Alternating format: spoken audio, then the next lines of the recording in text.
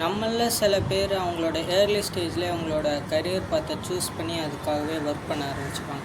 ஆனால் நம்மள மாரி பல பேர் இன்னுமே 12th அடுத்து தான் வாட் நெக்ஸ்ட்டுன்ற கொஷினுக்கே நம்ம போவோம். ஸோ இந்த வீடியோ எதுக்குன்னு பார்த்தீங்கன்னா, how to choose your right career path. So hi, I'm Lingesh. நான் கரண்ட்டாக இன்ஜினியரிங் பண்ணேன். நான் பண்ண ஒரு தப்பை நீங்கள் பண்ணாமல் இருக்க இந்த வீடியோவை ஃபுல்லாக பாருங்கள். நீங்கள் ஒரு 10th இல்லை 12th உடைய பேரண்ட்ஸ் இல்லைனா ஸ்டூடெண்ட்ஸ் பார்க்குறீங்க. இந்த வீடியோ உங்களுக்கு எப்படி ஒரு கரியர் பார்த்து சூஸ் பண்ணுறது, உங்களுடைய பசங்களுக்கு எப்படி கரியர் பார்த்து கரெக்டாக சூஸ் பண்ணுறதுன்றத சொல்லும். ஸோ வீடியோ ஃபுல்லாத்தையும் பாருங்கள். ஸோ கரியர் பார்த்துன்னு எடுத்துக்கிட்டிங்கன்னு வந்தால் 2 டைரெக்ஷன் இருக்குது. ஒன்று professional direction, another is passionated direction. Professional டைரெக்ஷன்னா டாக்டர், இன்ஜினியர், லாயர், டீச்சர், இது எல்லாமே ஒரு சில பேருக்கு பேஷனேட்டடாக இருக்கும். பட் இது ஒரு ப்ரொஃபஷ்னல் டைரெக்ஷன் வாங்க. ஏன்னா இது ஒரு இன்கம் ஒரு ஜென்ரேட் பண்ணுறது எப்படின்னா ஒரு ஸ்டேபிளைஸ்டாக இருக்கும். பட் இதுக்கு ஃபுல்லாகவே ஆப்போசிட் தான் பேஷனேட்டட் டைரெக்ஷன். ஏன்னா இதில் பேரண்ட்ஸோட சப்போர்ட் இருக்காது, சொசைட்டிலேருந்து ப்ரெஷர் இருக்கும், லாட் ஆஃப் ரிஜெக்ஷன் இருக்கும், லாட் ஆஃப் ஃபெயிலியர்ஸ் இருக்கும். பட் ஸோ பேஷனை பற்றி பார்க்கும்போது பேஷன் என்னதுன்னா, ஃபஸ்ட் நீங்கள் ஒரு வேலையை பண்ணும்போது உங்களுக்கு ஒரு ஹாப்பினஸ்ஸாக இருக்கும். ஒரு 8 hours 10 hours போனாலுமே அது ஒரு பேர்டனாக தெரியாது. ஒரு என்ஜாய் பண்ணி பண்ணுற ஒரு வேலை தான் பேஷன். அது இதெல்லாம் இன்க்ளூட் பண்ணால் ஒரு அத்லட், ஒரு ஸ்போர்ட்ஸ்மேன், கிரிக்கெட் விளையாடுறப்ப, செகண்டு ஏரியா ஆர்ட், கேலிஸ்தனிக்ஸ், இந்தமாரி பண்ணுறது எல்லாமே பேஷனேட்டடாக வரும். ஏன்னா இதை உங்கள் சரௌண்டிங்கில் இருக்கிற பீப்புள்ஸ் டிஸ்லைக் பண்ணுவாங்க. But you love the how much time you spend on it அப்படின்றது. சரி, இந்த வீடியோ பார்த்து நீங்கள் பேஷனேட்டட் கரியர் பார்த்து சூஸ் பண்ணியிருந்தீங்கன்னா, சில பேருக்கு அவங்களோட பேஷன் தெரிஞ்சுக்கும் ஆல்ரெடி. பட் என்னமாரி சில பேருக்கு அவங்களோட பேஷன் என்னதுன்னு தெரிஞ்சிருக்காது.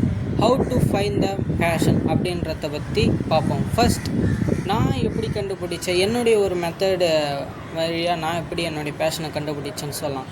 ஃபஸ்ட், நான் ஒரு குவைட்டான ஒரு இடத்துல உட்காந்து என்னுடைய சைல்டுஹுட்லேருந்து இப்போ வரைக்கும் இருக்கிற எதெல்லாம் பண்ணும்போது எனக்கு ஹாப்பினஸ்ஸாக இருக்குதோ அது எல்லாத்தையும் லிஸ்ட் அவுட் பண்ண ஆரம்பித்தேன். அண்ட் தென் ஸோ நான் இதை லிஸ்ட் அவுட் பண்ணும்போது எனக்கு என்னென்னலாம் எனக்கு ஃபோட்டோகிராஃபி பிடிக்கும். அது ஒரு தனி ஸ்டோரியாக நான் ரீல்ஸில், ஷார்ட்ஸில் போடுறேன். ஏன்னா அந்த ஒரு ஃபோட்டோகிராஃபின்றதே ஒரு பெரிய ஸ்டோரி. அண்ட் தென் எனக்கு சைக்கிளிங், அப்புறம் நான் ஒரு இன்ட்ரோவர்ட். பட் எனக்கு என்னுடைய செட் ஆஃப் என்னுடைய கம்ஃபர்ட் ஜோனில் இருக்கிற பீப்புள்ஸ்கிட்ட நான் நிறைய பேச ஆரம்பிப்பேன். அது இல்லாமல் புது புது விஷயங்கள் கற்றுக்கிறது எனக்கு ரொம்ப பிடிக்கும். ஏன்னா நான் ஒரு இன்ஜினியரிங் ஸ்டூடெண்ட். பட் ஏன்னா நான் நியூரோ சயின்ஸ், சைக்காலஜி, ஃபிலாசபி படிக்கும் போதெல்லாம் எனக்கு இன்ட்ரெஸ்டிங்காக இருந்தது. எனக்கு அந்தமாதிரி புது புது விஷயம்லாம் கற்றுக்கிறது ரொம்ப பிடிக்கும். இது எல்லாத்தையும் சேர்த்து அந்த பேப்பரில் அந்த மாதிரி எனக்கு பிடிச்ச விஷயத்தையும் சேர்த்து ஒரு கனெக்டிங் டாட்ஸ் உண்டாகும்.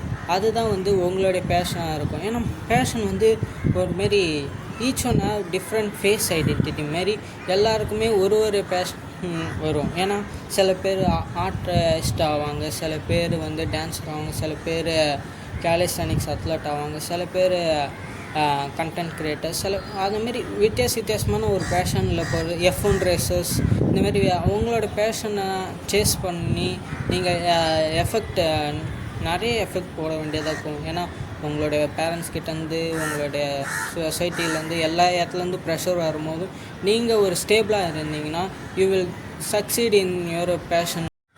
But you have a question, உங்களுக்கு ஒரு கொஷின் வரலாம்.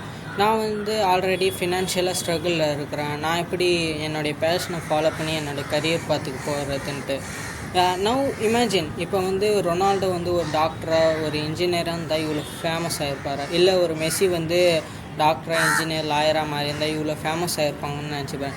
தே சேஸ் தேர் பேஷன். இவன் அவங்களுக்கும் ஃபினான்ஷியலாக ஸ்ட்ரகிள் இருந்திருப்பாங்க. பட் அவங்களோட பேஷனில் ஃபுல் எஃபெக்ட் போடும்போது அவங்களுக்கு அது நியூட்டன்ஸ் 3rd law மாரி ரிஃப்ளெக்ட் ஆகிறது தான். ஸோ இந்த வீடியோ பார்க்குற 10th 12th ஸ்டூடெண்ட், பேரண்ட்ஸ், உங்களுக்கு இந்த வீடியோ யூஸ்ஃபுல்லாக இருக்குன்னு நான் நம்புகிறேன். யூஸ்ஃபுல்லாக இருந்தால் சப்ஸ்கிரைப், லைக், கமெண்ட் பண்ணுங்கள்.